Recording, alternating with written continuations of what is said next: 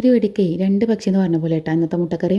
അങ്ങനെ അതാ പാനിലേക്ക് വെളിച്ചെണ്ണ ഒഴിച്ചു. ആവശ്യത്തിനുള്ള സവാള, ഉപ്പ്, കറിവേപ്പില, ചെറിയൊരു മാഗി ക്യൂബിൻ്റെ പീസും കൂടി ഇട്ട് കൊടുത്തിട്ടുണ്ട്.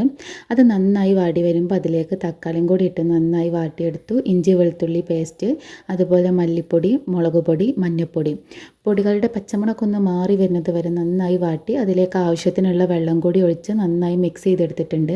ഇനി ഇതിലേക്ക് ഒരു 3 മുട്ട പുഴുങ്ങിയതും എടുത്ത് വെച്ചിട്ടുണ്ട്. അതുപോലെ തന്നെ 2 മുട്ട കലക്കി പൊരിച്ചതും മാറ്റി വെച്ചിട്ടുണ്ട് കേട്ടോ.